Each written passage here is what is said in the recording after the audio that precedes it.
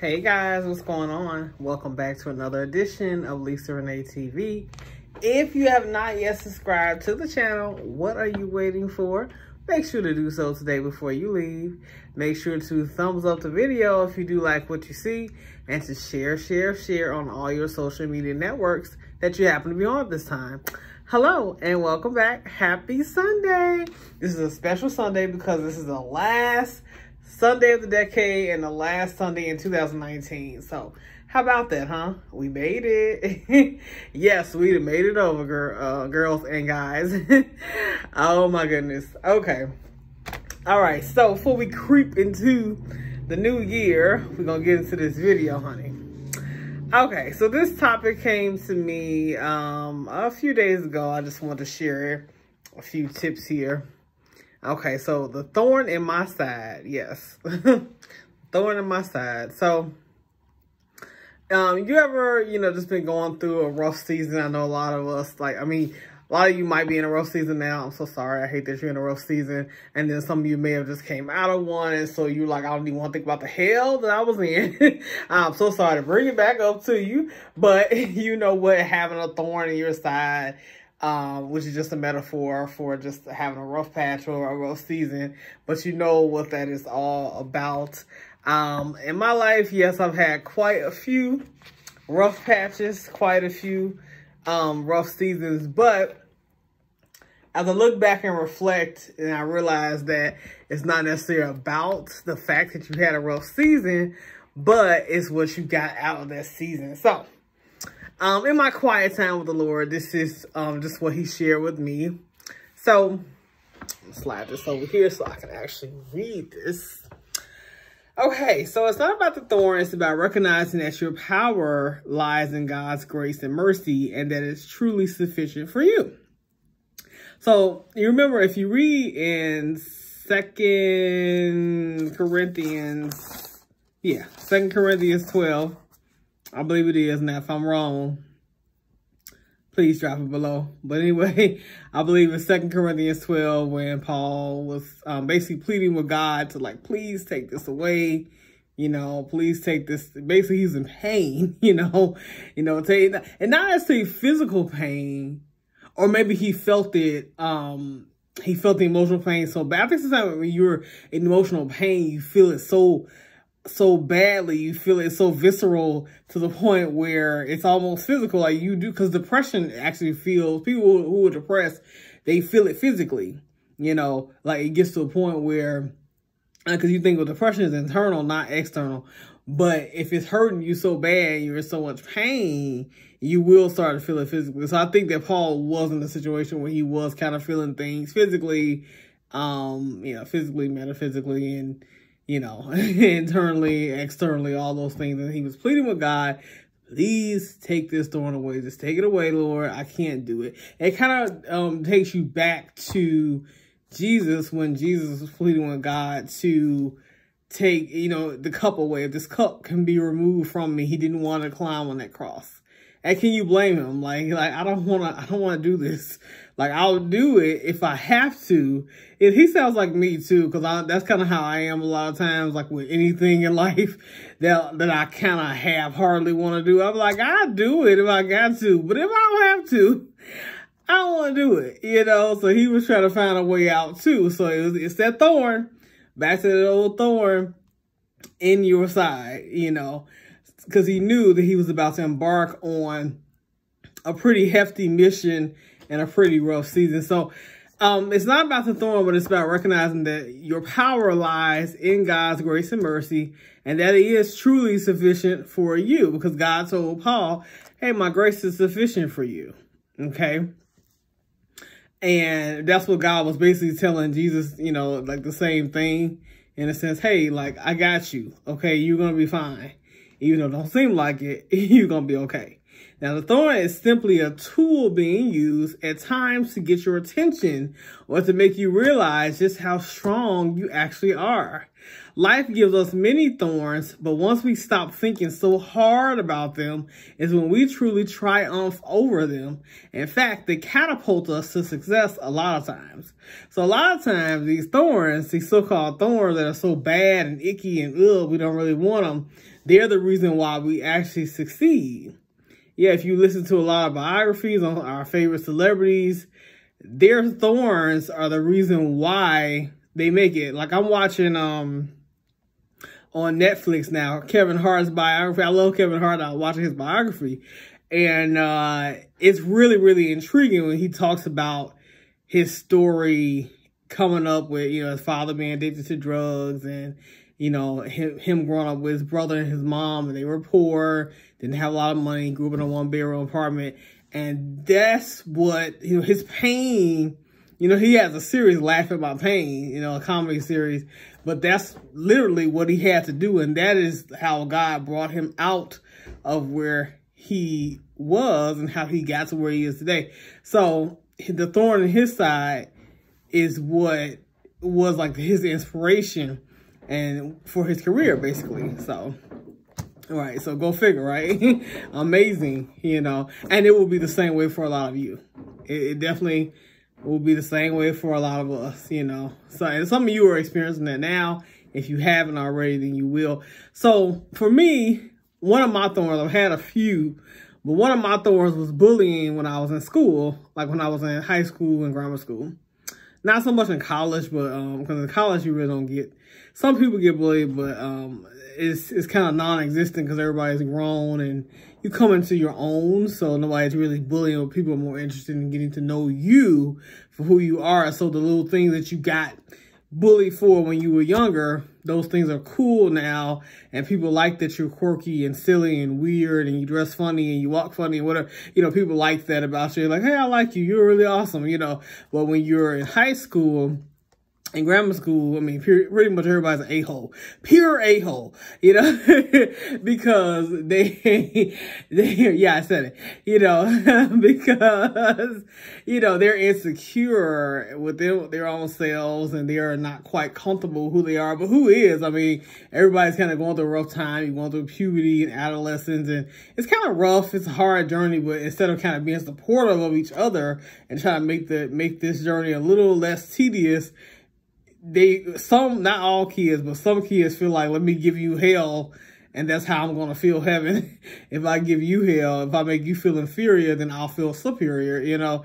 And some of them are taught that way in their home, so it's not really their fault as to why they are the way they are. I did a video on bullying like some time ago. You guys better look it up and find it, you know. But you know, but yeah, that's kind of how you come to that position. But yeah, my thorn was bullying in school, and it silenced me. So it kind of took my voice away from me, where I didn't really want to talk too loudly. I didn't want to talk a lot. You know, I was kind of quiet, and, you know, I just felt like I felt like my voice wasn't important. I didn't really want to talk too much. I was kind of weird around like new people. Not weird, but just reserved more so. You know, I still am kind of reserved because I think that's just my natural personality, which that's okay. It's okay to be reserved at first around new people, but I think I was just real nervous, you know, cause I was just trying to find, you know, who I was, and I wasn't sure about myself and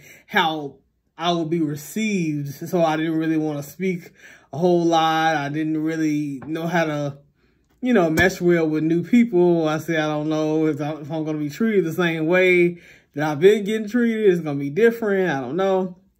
So God helped me to find my voice through vlogging and serving others just in general.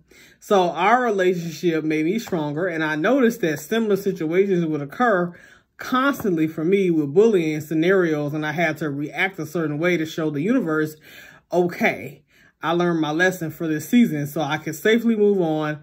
And so basically the thorn strengthened me. So that's the conclusion that I came to as far as me personally and my own personal thorn and struggles that I dealt with in my life. So that's just one of my thorns that I wanted to speak about today. So for you, I don't know what your thorn is personally, whatever it may be.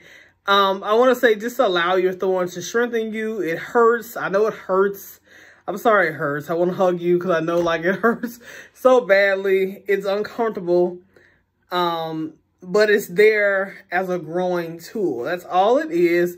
It's just a growing tool. So let it do its job. The bullying hurt me. You know, other things I went through really hurt and bothered me. You know, things I lost, people I lost, you know, things I went through that were like really horrific or traumatic. But I let it do its job. You know, I let it grow me up into the woman that I am today at 31 years old, that I can be proud of, I can smile about, I can laugh about, you know, because at some point, you may be crying now, but you will laugh again. You will laugh. I promise you, you will be able to laugh when you get to the other side of this thing. So let it do its job. Painful seasons have lots of pleasure on the other side. They do. They just do. Another thing you want to do is just keep focused on building during this time. So it'll lessen the load. I had to literally make myself refocus on my set goals daily. I had to remind myself of why I was there and what the end goal and result was going to be. So, yeah, I had to like literally make my mind, you know, refocus on what I had to do every day and what I was working towards. You know, I had to literally think on these things. You know, I'm getting like a whiff of that verse. I think it's in Philippians where it says like whatever things are good and true, and you know, it's basically telling you to think on these things, whatever things are good and pure and holy, and you know how the verse goes. Think on these things. So yeah, it was like similar to that for me. Like I had to really literally like meditate on these things. You know, so now I can do it much better than I used to, but I really had to change my own mind. So it's a task. It really is. You will probably have to do that too. You have to make yourself really focus on it in order to get your mind off this thorn in my side. I'm in pain. Lord, take it away. And you realize it ain't going nowhere. Then you you just be like, all right, I'm at this stupid job, this bumcrum job for like another you know, season, you know, I gotta stay here, you know, that's your situation. Yeah, it could be anything. It could be a job, it could be a position anywhere, it could be in church or wherever it is, you know, whatever it is in life, you're like, I gotta be here. Or it could be like you trying to move into a home and you gotta stay in this lease of on this apartment you don't want.